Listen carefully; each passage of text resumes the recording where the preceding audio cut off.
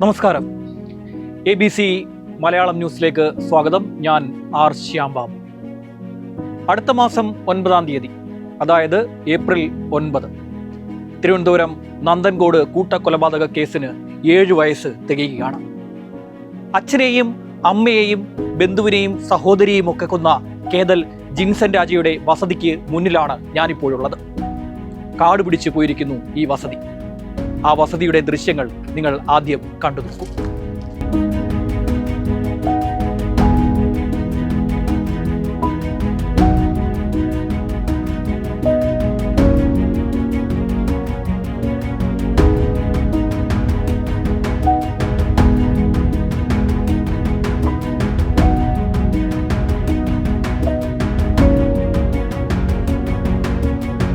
ഏതാണ്ട് 7 വർഷത്തോളമായി അടഞ്ഞുകിടക്കുന്ന ഈ വീടിന് കേരള വാട്ടർ അതോറിറ്റി ഒരു ബില്ലിട്ടു.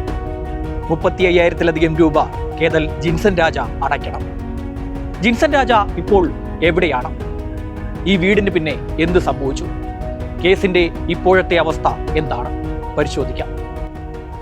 മുഖ്യമന്ത്രിയുടെ ഔദ്യോഗിക വസതി ക്ലിഫ് ഹൗസ്, അതിന് ഏതാനും ചുവട് മാത്രം അകലെയുള്ള ബെയിൻസ് കോമ്പൗണ്ട്, അവിടുത്തെ സുന്ദരഭവനം എന്ന പേരിലുള്ള വസതി. ഇതാണ് ആസ്ട്രൽ പ്രൊജക്ഷന്റെ പേരിൽ അച്ഛനെയും അമ്മയെയും സഹോദരിയെയും ബന്ധുവിനെയും ഒക്കെ കൊലപ്പെടുത്തിയ കേതൽ ജിൻസൺ രാജയുടെ വീട്. പ്രൊഫസർ രാജാതങ്കം, ഭാര്യ ജീൻ പത്മ, മകൾ കരോളിൻ, ബന്ധു ലളിത എന്നിവരാണ് 2017 ഏപ്രിൽ 9 കൊല്ലപ്പെട്ടത്. വീട് ഇതിനോടകം തന്നെ കാട് മൂടിയിരിക്കുന്നു.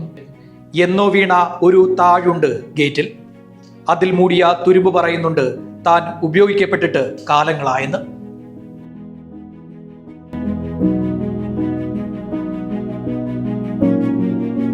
ഒരിടത്ത് ഓരോരത്ത് ആർക്കോ വേണ്ടി കായ്ച്ച പ്ലാവ്. 4 പേരെ ജിൻസൺ കൊന്നു കത്തിച്ച മുറിയുടെ വെളിയിൽ ക്രൂരതയുടെ ബാക്കിപത്രമെന്നോണം കരി. നേരത്തെ ഒരു സാമ്പത്തിക ഇടപാട് സ്ഥാപനം ഈ വീട് ജപ്തി ചെയ്യാൻ നീക്കം നടത്തിയിരുന്നു. കേതലിന്റെ ബന്ധു അവകാശമുന്നയിച്ച് കോടതിയെ സമീപിച്ചതോടെ ആ നീക്കം തടയപ്പെട്ടു. 35,515 രൂപയാണ് കേരള വാട്ടർ അതോറിറ്റി ഒടുവിൽ ചുമത്തിയിരിക്കുന്നത്. 2026 വീട്ടിലേക്കുള്ള വാട്ടർ കണക്ഷൻ റദ്ദ് ചെയ്യപ്പെടും. ഇതൊന്നും അറിയാതെ കഴിയുകയാണ് കേതൽ. എന്റെ പിന്നിൽ കാണുന്നതാണ് തിരുവനന്തപുരം പൂജപ്പുര സെൻട്രൽ ജയിൽ. കഴിഞ്ഞ 7 വർഷത്തോളമായി കേതൽ ജിൻസൺ രാജയെ പാർപ്പിച്ചിരിക്കുന്നത് ഈ ജയിലിലാണ്. ജയിലിലെ പ്രത്യേക ബ്ലോക്കിലാണ് ജിൻസൺ രാജ ഉള്ളത്. അയാൾ പൊതുവെ ശാന്ത സ്വഭാവക്കാരനാണെന്ന് ജയിൽ ജീവനക്കാർ പറയുന്നു. പാശ്ചാത്യ ഭാഷയിലുള്ള ബുക്കുകൾ വായിക്കാനാണ് ജയിലിൽ കേതലിന് ഇഷ്ടം. പൊതുവെ ശാന്ത സ്വഭാവം. വാർഡന്മാരിൽ ചിലരോടും പേരൂർക്കടയിലെ ഒരു ഡോക്ടറോടും മാത്രമാണ് സംസാരിക്കുക. ചെയ്ത കാര്യങ്ങളെക്കുറിച്ച് ഓർത്ത് കേതൽ പശ്ചാത്തപിക്കുന്നത് ഇന്ന് വരെ അവരാരും കണ്ടിട്ടില്ല. ഇനി കേസിന്റെ നിലവിലെ അവസ്ഥ പരിശോധിക്കാം.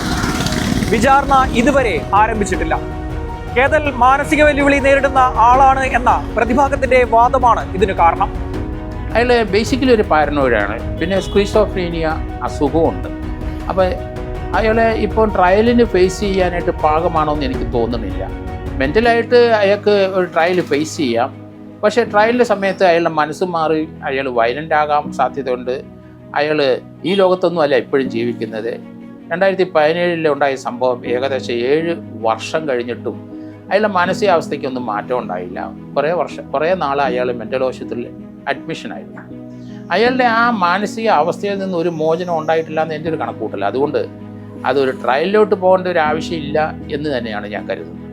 കേതൽ വിചാരണയ്ക്ക് മാനസികമായി തയ്യാറാണെന്ന ഡോക്ടർമാരുടെ റിപ്പോർട്ട് വഞ്ചിയൂർ ജില്ലാ സെഷൻസ് കോടതിക്ക് മുൻപാകെ 6 മാസം മുൻപ് എത്തി. പക്ഷേ കോടതി ഇത് പരിഗണിച്ചിട്ടില്ല. സ്ഥിരതയില്ലാത്ത സ്വഭാവമാണ് കേതലിന്. തികച്ചും നോർമലാണെന്ന് കരുതുന്ന അതേ നേരത്ത് തന്നെ കേതൽ മറ്റൊരാളായി മാറും. ഈ വീടിന്റെ അവകാശം സംബന്ധിച്ച കോടതി വ്യവഹാരം നടന്നുകൊണ്ടിരിക്കുകയാണ്. വിധി എന്താണെങ്കിലും അത് വരാൻ വർഷങ്ങളെടുക്കും. അതുവരെ തിരുവനന്തപുരം നഗരത്തിൽ ഈ വീട് ഒരു പ്രേതാലയം പോലെ തുടരും.